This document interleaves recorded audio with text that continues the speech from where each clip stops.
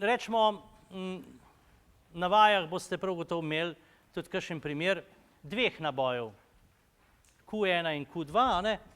To se pravi, dva naboja.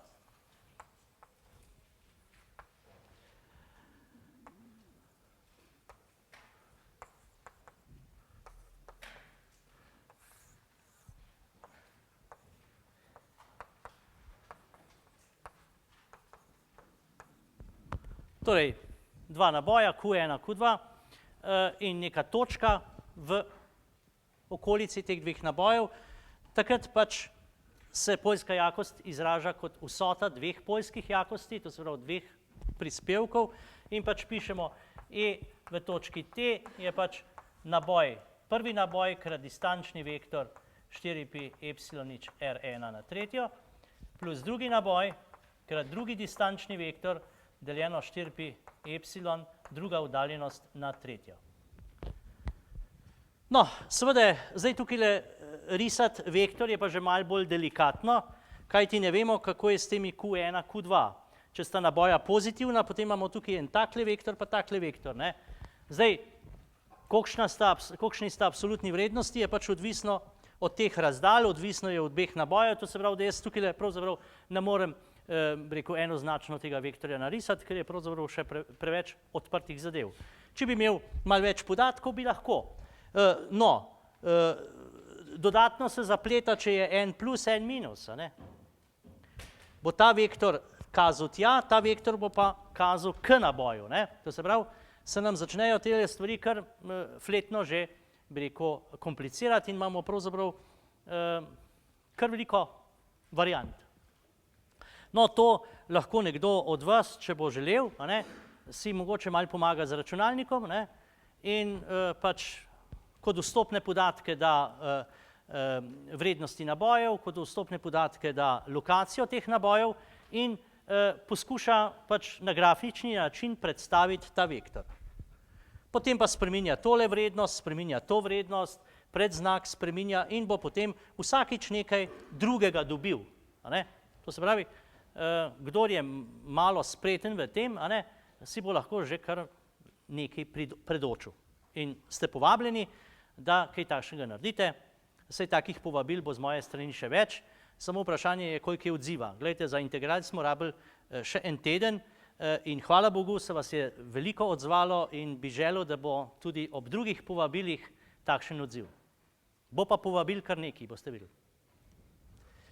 Komor bo kakšna stvar lepo ratala, vam zagotavljam, da bo dobil tale prostor pred tablo in bo v 5-10 minutah povedal, kaj je delal in kaj je ugotovil. Tako da bodo tudi drugi videli, kaj je nekdo počel, da se je pač vzel čas, se angažiral in pač prišel do nekega izdelka. Tako, zdaj, mogoče samo slikovno, ne, če bi imeli tukaj kot primer dva enaka naboja, bi se ena takale slika zgodila. Glejte, na tele simetrali imamo, če sta naboja enaka, ne, imamo tukaj polje tja, tule polje sem, njuna vsota je takole, ne. Gor ali dol, če sta pozitivna je takole, ne. Nekje tukaj spodaj, ne, je polje navzdol. Potem imamo pa še druge variante, ne, in te silnice bi bile zdaj ene takele črte.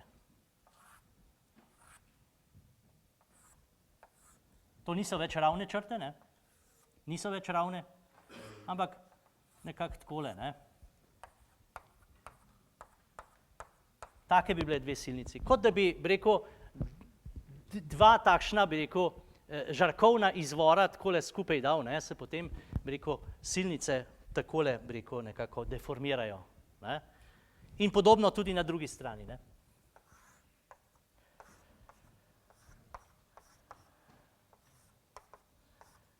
No, seveda tudi te slike se da lepo z računalnikom, z nekim primernim programom, ki se ga vsak sam nekako in z neko grafiko se to lepo nariše.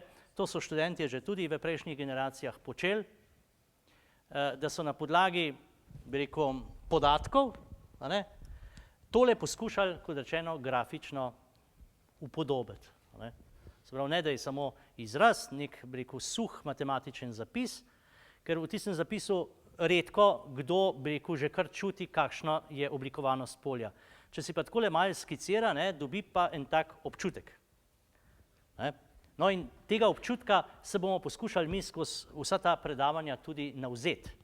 Jaz vas bom v to vedno vabil, pokazal, vi pa dajte tudi doma pri učenju to, bi rekel, nekako te povezave, slika, matematični zapis in tako naprej, to dajte nekako povezvati skupaj. No, seveda imamo tudi primer, ko sta naboja, rečemo, nasprotna. Takrat se pa izkaže, da so silnice takele, to niso krogi, da ne bi kakšen mislil, to niso krogi, ampak so ne takele, bi rekel, krivulje. In seveda, ker je to, bi rekel, sta dve točki, je tisto, kar jaz zdaj rišem na tablo, pravzaprav prerez. To sliko si morate še takole zavrteti.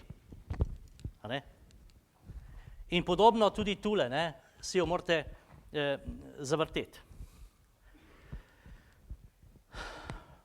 No, seveda potem imamo pa še variante, da sta, rečemo, naboja različnih absolutnih iznosov, pa imamo potem spet eno kupico možnosti. To je potem prilika, da ko imamo en tak programček, da se malo poigramo. In skozi to dobivamo en občutek.